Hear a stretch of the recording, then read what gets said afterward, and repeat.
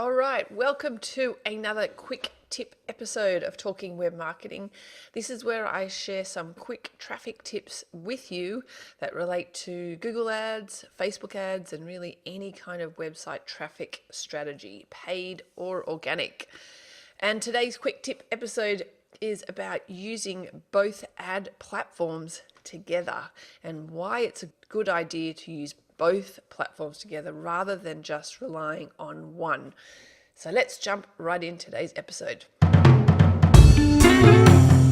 Welcome back to the Talking Web Marketing podcast with myself, Ilana Wexler. This is a show where we reveal the best tips, tricks and tactics to increasing your website traffic and then converting that traffic into leads and sales. We also discuss what's working right now in the ever-changing world of web marketing so you can apply it to your business.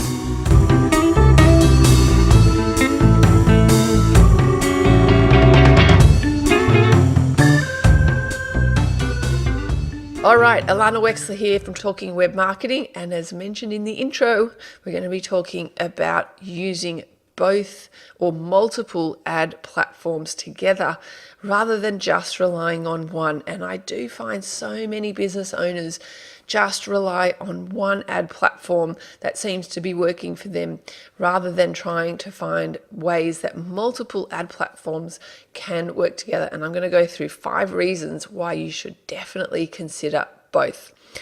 And the first reason, and I do think the biggest reason, is that as an advertiser, you need to optimize for the customer journey and not the platform.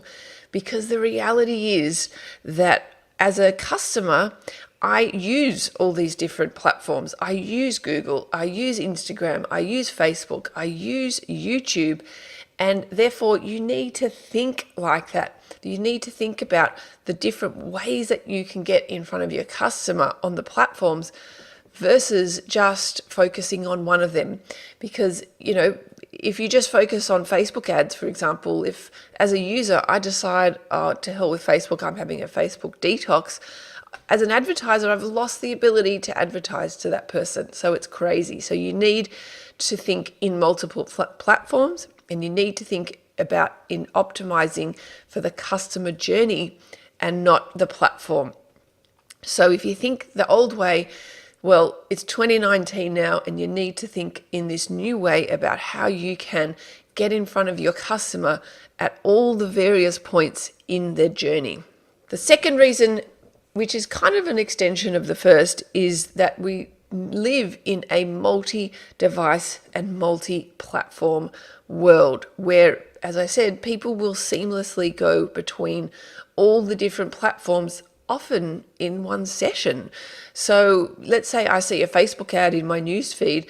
I might see that ad, I think, ooh, these guys look interesting. I want to go check them out on Google, see if the URL comes up as legitimate and see if there are any reviews. I'll check them out on Google, and then I might check them out on YouTube, and then I might go to Instagram and see, and find an ad there and engage with the ad there. So we live in a multi-device and multi-platform world, and you don't just have to take my word for it. Google are inherently a data company, and they've done studies on this, and they've watched the device journey throughout a 24-hour period where they've noticed that people will often sleep with their phone next to their bed because it's their alarm clock, and therefore it's the first thing they pick up as soon as they open their eyes in the morning. And then when they're on the commute to work, they're still on their phones, and they're, perhaps reading Twitter and looking at social media. And then when they're at work, they're on a desktop, and so then they're engaging with various things on a desktop, and then maybe on their lunch break, they're back on their phone. On their commute home, they're back on their phone. At night, they're on their iPad in front of their TV, etc. You get the idea. The journey of a device, just even within a 24-hour period, is multi-device, and it changes a lot throughout the day. So you need to be aware that that's how users behave now. So rather than this driving analogy, rather than thinking each platform has its own road and the roads are not able to be connected to each other in any way, they're running in parallel, but as a driver you can't go from one road to another road. The reality of it is that these different platforms are just different lanes on the same road. And as a driver, you will seamlessly change lanes on the same road between the different platforms. So that's how you need to think about your advertising. The third reason is it's a really good insurance policy to have multiple platforms. There's some saying in business that, the most dangerous number in business is the number one. And the same applies for advertising. The most dangerous number to have in advertising is one. So by relying on just one ad platform, it's the same here. If for some reason, and it's been known to happen in multiple cases where people had their Facebook ad account shut down for often no apparent reason. And it's really, really scary for business owners because you're completely at the mercy often of an algorithm that somehow triggered that your ad account got shut down when you might have been playing by the rules perfectly well. And Facebook have been known to do this. Their support is really atrocious. And so getting your ad account back and appealing it sometimes can happen, but often it will take months. So it's a good idea to have a good insurance policy in place and have multiple ad platforms that are working well for you. So I really like to say to people, don't put all your eggs in one advertising basket. The fourth reason why I suggest you get multiple ad platforms working for you really applies to the people who are just running Facebook ads. If I had $1 for every time I heard people say, oh, Facebook ads just work really well for me, I'm just going to do them. Well, with all the debacle that went on in 2018 with data privacy, Facebook are losing users, and therefore, if you are relying solely on Facebook ads as your main form of lead generation and your customers decide to have a Facebook detox, you've lost all abilities to advertise with them. So please make sure that you don't just rely on social media advertising. Yes, it works amazingly well, but you should invest in at least getting the Google platform working for you as well, so that you have some kind of insurance policy if your customers decide that they don't want to use Facebook anymore. All right, and the last reason why you should use both is because actually there is a lot of overlap in the targeting.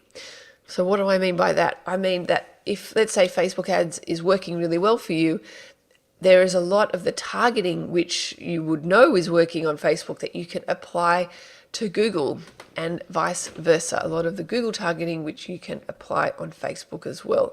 We actually have a whole training module on this in our membership at greenarrowdigital.com/training. You can join the waitlist there. And there is a lot of overlap. We've done a whole case study on a business that was working really well on Facebook and how we applied the winning targeting on Facebook onto Google without having to guess and test out all this new targeting. I show you exactly how to do that. So just know that there is actually a lot of overlap that you can do to apply what you already know is working onto another ad platform so that you don't have to really reinvent the wheel completely. So there you have it, another quick tip episode for you. Thanks for listening, and we'll be doing more of these episodes for you in 2019. If you enjoy this episode, I'd love to hear about it. You can leave us a iTunes review. I would be eternally grateful.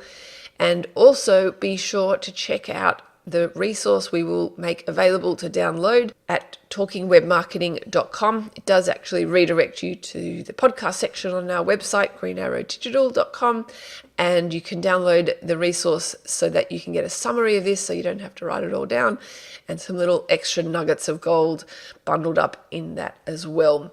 So thanks for listening, and we'll talk to you guys soon. You have been listening to the Talking Web Marketing podcast. For more information or resources on today's episode, head on over to talkingwebmarketing.com.